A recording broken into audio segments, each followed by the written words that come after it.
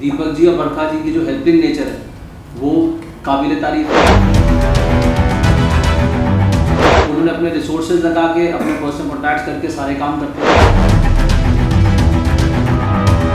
Frustration level इतना high है कि नेक्स्ट 5 इयर्स हम उसको कैसे भुगतेंगे।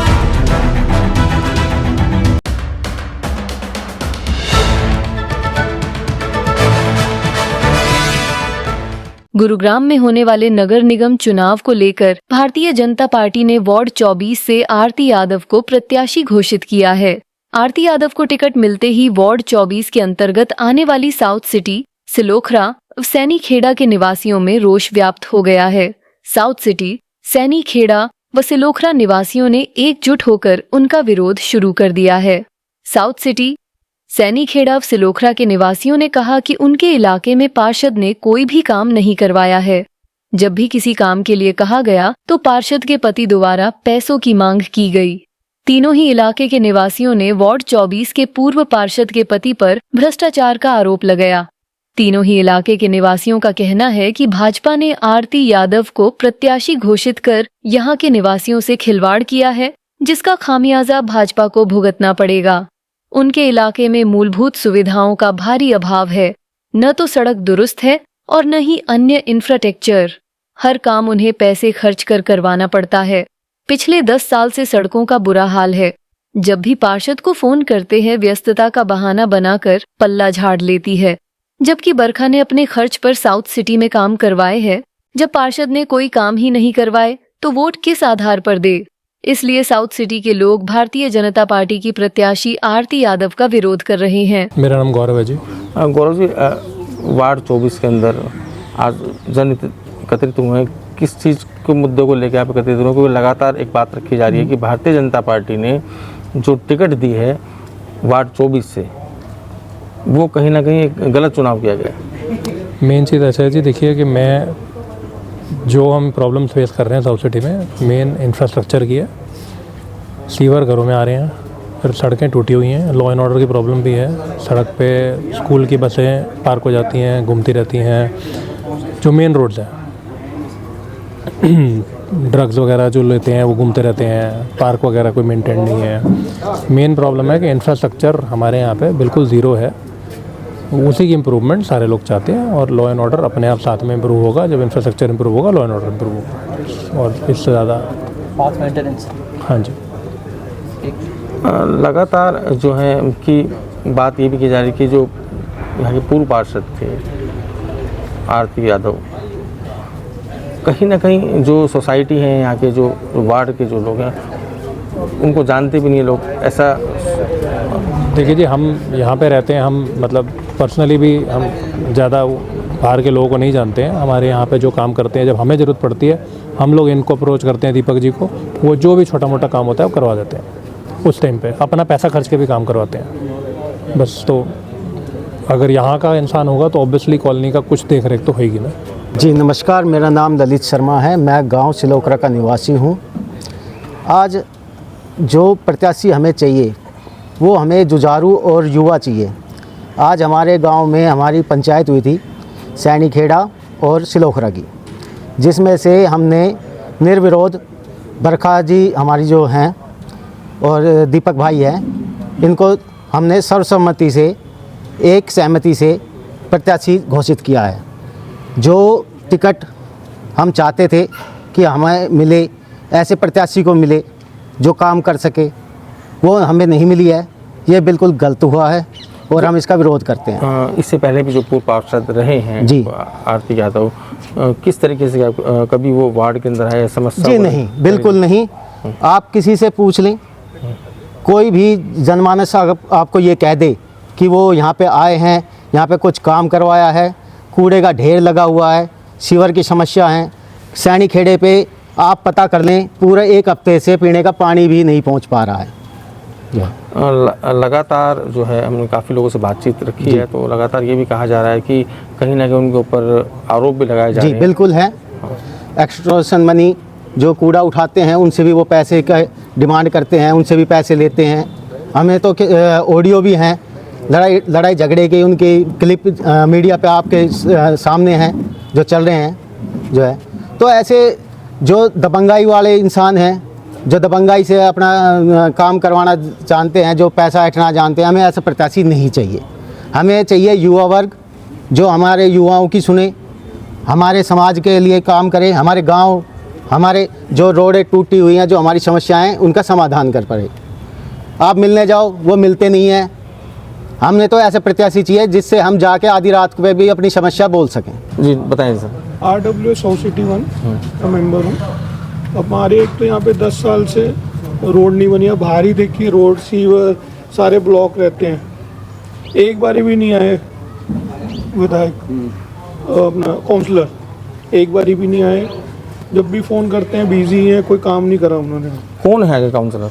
हाँ जी, श्री आरती यादव। क्या इससे पहले जब भी जो पूर्व पार्षद में रहे, क्या उन्होंने कोई काम किया सोसाइटी या अपने वार्ड के लिए? यही रहे हैं, इन्होंने तो कोई काम नहीं करा तक। अब यहीं से बाहर निकलिए, आपको पता चल जाएगा। राउंड मारिए, अब पूरी रोड ब्लॉक है, सीवर ब्लॉक होते हैं। तो लगातार उनके ऊपर आरोप भी लगाए जा रहे हैं कि कोई करप्शन के आरोप हैं जी। तो क्योंकि चुनावी माहौल चल रहा है, किस तरीके से देखते हैं? क्योंकि आरोप प्रत्यारोप चलते रहते हैं। कोई ऐसी कोई वीडियो या कोई ऑडियो? वीडियो तो सर्कुलेट हो रही है ना सर, वीडियो सर्कुलेट है। ये वीडियो है, मैं ऑन कर देता हूँ। वीडियो ऑडियो सारा कुछ सर्कुलेट हो रहा है सोशल मीडिया में। FIR भी है कोई? FIR, हाँ जी, FIR कॉपी है। लड़ाई झगड़े की वीडियोस भी हैं। किस तरह का प्रत्याशी चाहते हैं आप वार्ड 24 के लिए? बरखा मैडम। मेरा नाम लव दत्ता है और मैं साउथ सिटी 1 का रेजिडेंट हूँ।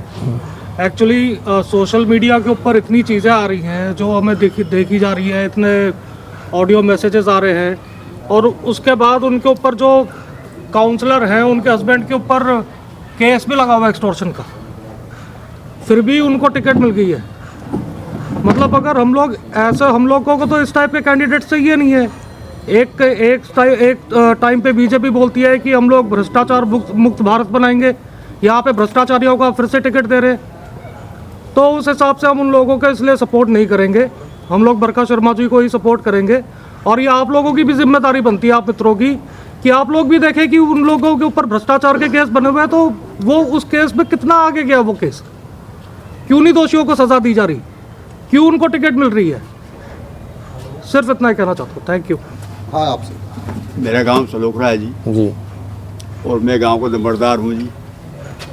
हमारे गांव में कोई सफाई नहीं, कुछ नहीं।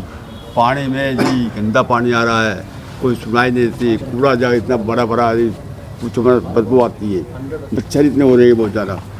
कोई सफाई नहीं है, कोई सुनाई नहीं करता है।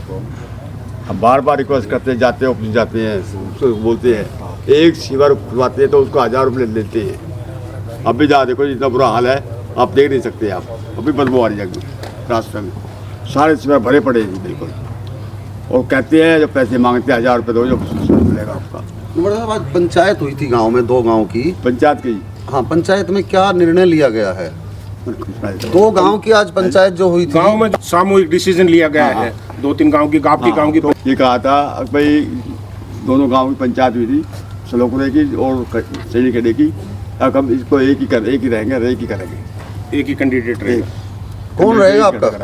करता रहता है, बैग मारता रहता है। और यहाँ पे पहले तो और भी ज़्यादा प्रॉब्लम थी, कभी वो जो है LT पैनल ख़राब हो रहे हैं, कभी ट्रांसफार्मर ख़राब हो रहे हैं। अब उनमें तो कुछ इम्प्रूवमेंट है, लेकिन सड़कों का इतना बुरा हाल है, पार्क्स का इतना बुरा हाल है, मतलब कि कहना ही और सुनने में बहुत फ़र्क है। सड़कें तो आप जैसे अगर आप आए होंगे तो आपने देखी होगी कितने 2-2 फुट के गड्ढे पड़े हुए हैं यहाँ पे।